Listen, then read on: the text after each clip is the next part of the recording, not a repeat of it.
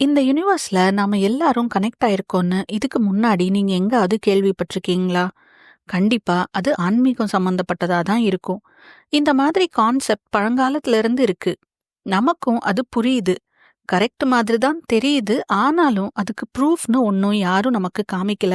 இல்ல அதுக்கு நமக்கு கிளியரா யாரும் ஒரு விளக்கம் கொடுத்திருக்க மாட்டாங்க.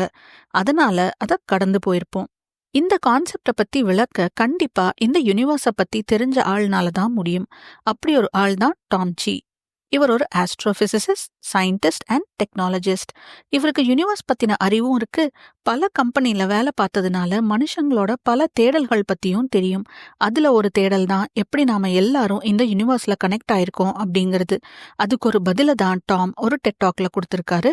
அது என்னன்னு இந்த எபிசோட்ல பார்க்க போறோம். டாம் சீக்கு சின்ன வயசுல இருந்தே இந்த யுனிவர்ஸ் பத்தி தெரிஞ்சுக்கணும்னு ஆசை. அதனால அவர் ஒரு ஆஸ்ட்ரோபிசிசிஸ்ட் ஆனாரு. கொஞ்ச நாள் கழிச்சு நிறைய சாஃப்ட்வேர் அண்ட் ஹார்ட்வேர் கம்பெனிலையும் வேலை பார்த்திருக்காரு. இந்த ரெண்டு வெவ்வேறு ஃபீல்ட்ல அவருக்கு பலவிதமான எக்ஸ்பீரியன்சஸ் கிடைச்சது. இந்த எக்ஸ்பீரியன்சஸ் மூலமா பல பேரோட கனவுகள், எதிர்பார்ப்புகள், தேடல்கள் எல்லாம் தெரிஞ்சுக்கிட்டாரு. இதுல முக்கியமா இவர் பார்த்தது, இந்த உலகத்துல, இந்த யுனிவர்ஸ்ல நாம எல்லாரும் கனெக்ட் ஆயிருக்கோம் அப்படின்னு எல்லாருக்குமே புரியுது. ஆனா ஏதோ அது அவங்களுக்கு நிஜமா இருக்கிற மாதிரி தெரியல. ஜஸ்ட் ஒரு தியரி மாதிரி, இல்ல தத்துவம் மாதிரி தான் இருக்கு. இதுக்கு ஒரு விளக்கத்தை கொடுக்கணும்னு நினைச்சுதான் இந்த டெட் டாக் கொடுத்திருக்காரு டாம். அதுக்கு 3 கதைகளை சொல்றாரு. ஃபர்ஸ்ட் ஹார்ட்டோட கதை, செகண்ட் நம்ம பிரெத்தோட கதை, தேர்ட் ஒன் மைண்டோட கதை. இப்ப ஃபர்ஸ்ட் ஹார்ட்டோட கதையை பார்க்கலாம். ஹார்ட் எதுக்கு இருக்குன்னு நமக்கு தெரியும். பாடி ஃபுல்லா பிளட்டை சர்க்குலேட் பண்றதுக்கு தான் ஹார்ட் பீட் ஆயிட்டே இருக்கு.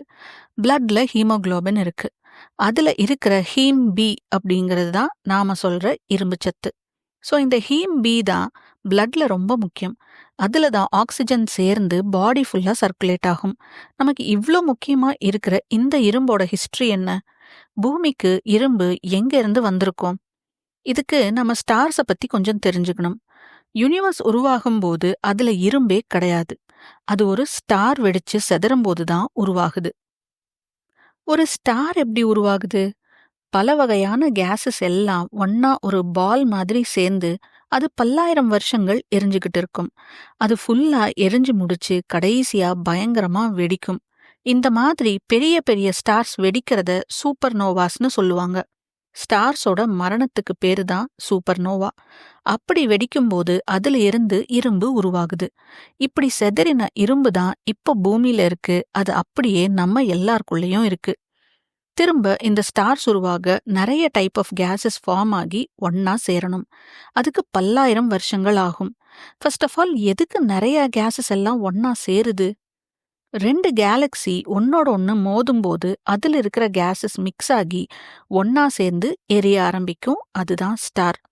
இந்த மாதிரி ஒரு மோதல் நடக்கிறதுக்கு பில்லியன் வருஷங்கள் கூட ஆகலாம். அவ்வளோ ஸ்லோ ப்ராசஸ். சரி, அப்போ எதுக்கு இந்த கேலக்சிஸ் ஃபர்ஸ்ட் ஆஃப் ஆல் மோதுது? அதுக்கு ஒரு காரணம் இருக்கா, இல்ல சும்மா ரேண்டமா நடக்குதா? இதுக்கான விளக்கத்துக்கு நாம கேலக்சிஸ மொத்தமா பார்க்கணும். இந்த போட்டோல 1,00,000 கேலக்சிஸ் இருக்கு. இதுல தெரியிற ஒரு ஒரு ஒயிட் கலர் டாட்டும் ஒரு கேலக்சி. அந்த ரெட் கலர்ல இருக்கிற டாட் தான் நாம. இந்த டாட்ஸ் பக்கத்துல தெரியிற அந்த கோல்டன் லைன்ஸ் மாதிரி, வேவ்ஸ் மாதிரி இருக்குல்ல, அது என்னன்னு பாக்குறீங்களா? கிராவிட்டி அப்படிங்கிற ஈர்ப்பு விசைனால இந்த கேலக்சிஸ் அதோட இழுப்புக்கு போகுது. அப்படி போற பாதை தான் இந்த லைன்ஸ். இது எல்லாத்துக்கும் பல பில்லியன் வருஷங்களாகும். லானியக்கியான்னு ஒரு வார்த்தைய இந்த போட்டோல பாக்குறீங்கல்ல, அதுக்கு ஹவாய் மொழியில இம்மெஷரபிள் ஹெவன், அதாவது அளவிட முடியாத சொர்க்கம் அப்படின்னு அர்த்தம்.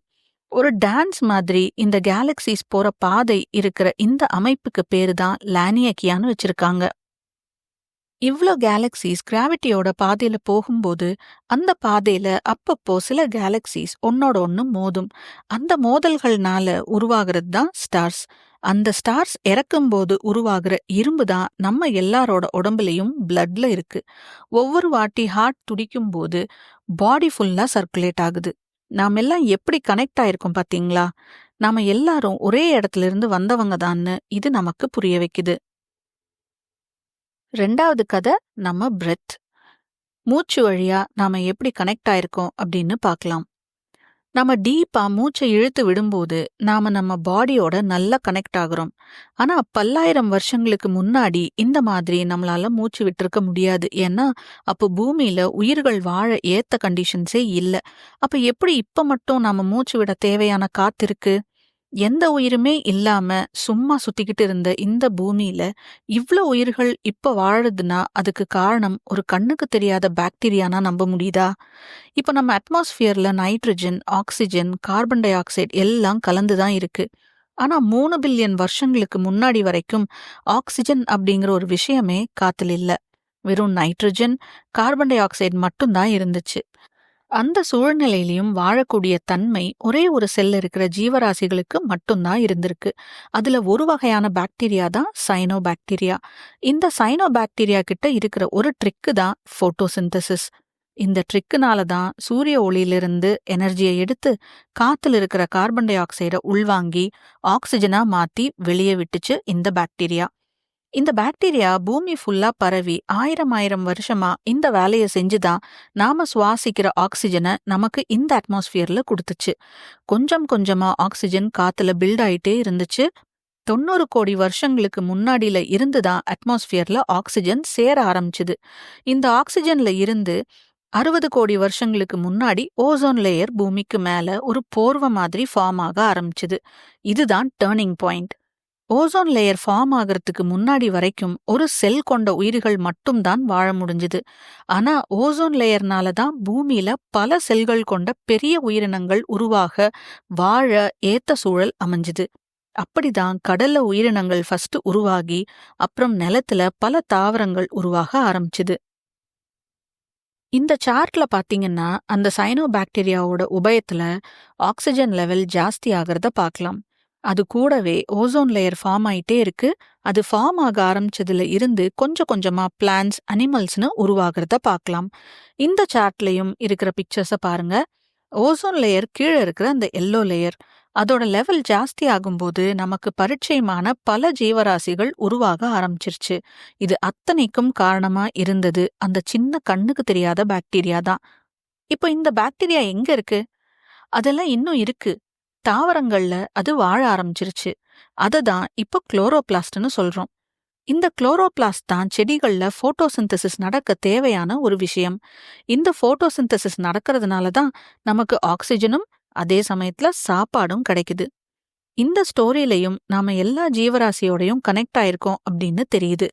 நாம எல்லாரும் உயிர் வாழ்றதே இந்த சின்ன பாக்டீரியா செஞ்ச நல்ல காரியத்தினால தான். இதுல இன்னொரு விஷயத்த கவனிச்சீங்களா? இப்போ 2 பில்லியன் வருஷத்துக்கு முன்னாடி நாம இந்த மாதிரி ஒரு பாக்டீரியாவா பிறந்திருந்தா எப்படி இருந்திருக்கும்? பிறப்போம், மேபி 2 வாரம் வாழ்வோம், அப்புறம் செத்துருப்போம். நாம எதுக்கு பிறக்கிறோம், எதுக்கு இறக்குறோம் அப்படின்னு கண்டிப்பா நமக்கு புரிஞ்சிருக்காது. ஆனா ஃபார்வர்ட் பண்ணி பார்த்தாதான் அந்த பாக்டீரியாவா இருந்து நாம வெளியே விட்ட ஆக்சிஜன் தான் இவ்ளோ உயிர்கள் வாழ்ற இடமா மாறுறதுக்கு ஒரு காரணமா இருந்திருக்குன்னு புரியும். இப்ப நாம பல நேரங்கள்ல நினைக்கிறோம்ல, நம்ம எதுக்கு பிறந்தோம், இந்த வாழ்க்கைக்கான அர்த்தம் தான் என்ன அப்படின்னு. மேபி அதுக்குண்டான பதில் இன்னும் பல வருஷத்துக்கு அப்புறம் தான் தெரியுமோ என்னவோ. நம்ம அறிவுக்கு எட்டாத இடத்துல தான் அந்த பதில் இருக்கும் போல இல்லையா? அந்த பாக்டீரியாக்களோட வாழ்க்கைக்கான அர்த்தம் இப்போ நமக்கு தெரியுது. நம்ம வாழ்க்கைக்கான அர்த்தம் இன்னும் பல கோடி வருஷத்துக்கு அப்புறம் தான் தெரியுமோ? சரி, நெக்ஸ்ட் ஸ்டோரியை பார்ப்போம். நாம எப்படி மைண்ட் மூலமா கனெக்ட் ஆயிருக்கோம் அப்படின்னு பார்க்கலாம். ஏதோ கண்ணுக்கு தெரியாத சக்தி மூலமா நம்ம மைண்ட்ல எல்லாரோடையும் கனெக்ட் ஆயிருக்கோம் அப்படின்னு டாம் சொல்லல. மைண்ட் வழியா எப்படி கனெக்ட் ஆயிருக்கோம் அப்படிங்கிறதுக்கு டாம் பியானோவை எக்ஸாம்பிளா எடுத்துக்கிறாரு. டாமுக்கு பியானோ சின்ன வயசுல இருந்தே வாசிக்க தெரியும். அதனால ப்ரொஃபஷனல் பியானோ பிளேயர்ஸோட பிரெயின் எப்படி இருக்கும்னு அவருக்கு தெரியும். ஒரே நேரத்துல 10 விரல்கள் வாசிக்கும்போது கால்ல பெடல் பண்ணணும். அதே நேரத்துல அதிலிருந்து வர்ற சவுண்டை ஃபீல் பண்ணணும். கரெக்டா அந்த டியூனை வாசிக்க பிரெயின்ல அது ஏற்கனவே நல்லா பதிஞ்சிருக்கணும். அதிலிருந்து வர்ற மியூசிக் நம்ம உடம்பு, மனசு, உயிர்னு எல்லாத்தையும் எக்ஸைட் பண்ணும். நமக்குள்ள ஒரு தாக்கத்தை உண்டு பண்ணும். இந்த மாதிரி ஒரே நேரத்துல இவ்ளோ வேலை பண்றதுக்கு 200 வருஷத்துக்கு முன்னாடி இருந்த பிரெயினுக்கு தெரிஞ்சிருக்காது. ஏன்னா பியானோவே 1700களுக்கு மேலதான் கண்டுபிடிச்சாங்க. இந்த மாதிரி மியூசிக் டியூன்ஸ் எல்லாம் 5000 வருஷத்துக்கு முன்னாடி பிரெயினுக்கு தெரியாது. இப்படி ஒரு விஷயம் பண்ண முடியும்னே பல்லாயிரம் வருஷங்களுக்கு முன்னாடி மனுஷங்களுக்கு தெரியாது. இந்த பியானோவை டக்குன்னு ஒருத்தருக்கு ஞானம் வந்த உடனே கண்டுபிடிக்கல. பல பேரோட கூட்டு முயற்சி தான் இது. மெக்கானிக்கல் இன்ஜினியரிங் தெரிஞ்சவங்க, கம்பி இசை கருவிகள் பத்தி தெரிஞ்சவங்க, மியூசிக் தெரிஞ்சவங்கன்னு பல பேர் இது உருவாக காரணமாயிருக்காங்க. இதே மாதிரி தான் கம்ப்யூட்டரும். 50 வருஷத்துக்கு முன்னாடி கம்ப்யூட்டர்னா என்னன்னே தெரியாது. நம்ம ஒரு பெயிண்டிங் வரையும் போது 4-5 கலர் தான் இருக்குன்னா அதை மட்டும்தான் யூஸ் பண்ணுவோம். சில பேர் புதுசா கலர் கண்டுபிடிச்சு யூஸ் பண்ணுவாங்க, இல்ல 2-3 கலரை மிக்ஸ் பண்ணி யூஸ் பண்ணுவாங்க. அதே மாதிரி தான் நம்ம லைஃபும். நாம பிறக்கும்போது பல விஷயங்கள் ஆல்ரெடி இருக்கும், அதெல்லாம் வச்சுதான் நம்ம வாழ்க்கையை வாழ்ந்துட்டு இருப்போம். ஆனா சிலர் புதுசா ஒன்ன கண்டுபிடிக்கும் போது அது பலருக்கும் யூஸ் ஆகுற மாதிரி இருந்தா அதுவே வாழ்க்கை முறை ஆயிடும்.